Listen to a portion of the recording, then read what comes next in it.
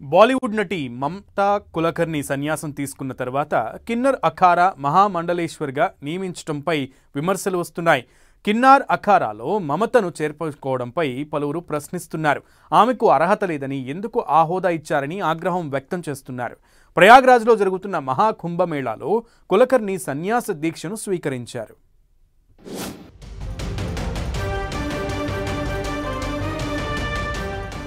బాలీవుడ్ నటి మమతా కుల్కర్ణి శుక్రవారం సన్యాస దీక్షను స్వీకరించారు.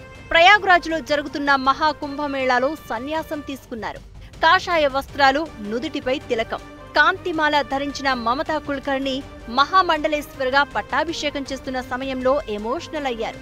మహాదేవుడు, మహాకాళి ఆజ్ఞ మేరకు సన్యాసం స్వీకరించినట్లు మమతా కుల్కర్ణి తెలిపారు.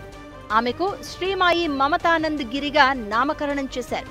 కిన్నార్ అఖారాలో ఆచార్య మహామండలేశ్వర్ లక్ష్మీనారాయణ త్రిపాఠి సమక్షంలో మమత సన్యాసి దీక్ష తీసుకున్నారు.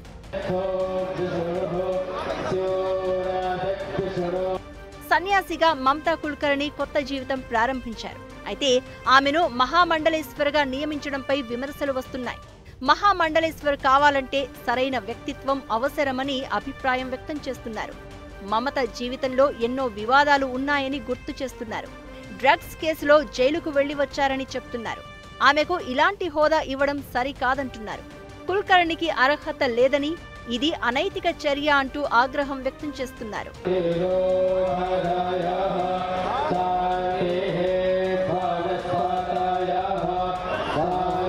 మమతా కుల్కర్ణికి మద్దతు పలికేవారు కూడా ఉన్నారు. ఆమెపై కేవలం రూమర్లు మాత్రమే ఉన్నాయని, చట్ట ప్రకారం నిరూపించలేదని గుర్తు చేస్తున్నారు. ఒక్కసారి సన్యాసం తీసుకున్నాక గతం గురించి ఆలోచించే అవకాశం లేదని సమర్థిస్తున్నారు.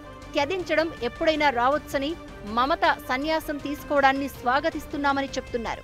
మమతా కుల్కర్ణి 1991లో హీరోయిన్ గా ఎంట్రీ ఇచ్చారు. నన్బరల్ తమిళ సినిమాతో ఇండస్ట్రీలోకి అడుగుపెట్టారు. ఆ తర్వాత హిందీ, కన్నడ, తెలుగు, బెంగాలీ, మలయాళ సినిమాల్లోనూ నటించారు. 2016లో 2000 కోట్ల డ్రగ్స్ కేసులో మమతా కుల్కర్ణి ఇరుక్కుంది. 2016లో కెన్యాలోని అంతర్జాతీయ డ్రగ్ రింగ్లో జరిగిన సమావేశానికి మమత, తన భాగస్వామి విక్కీ గోస్వామి, ఇతర నిందితులతో కలిసి హాజరయ్యారని ఆరోపణలు ఉన్నాయి. ఈ కేసులో బాంబే హైకోర్టును ఆశ్రయించగా మమతా కుల్కర్ణికి క్లీన్ చీట్ ఇచ్చింది.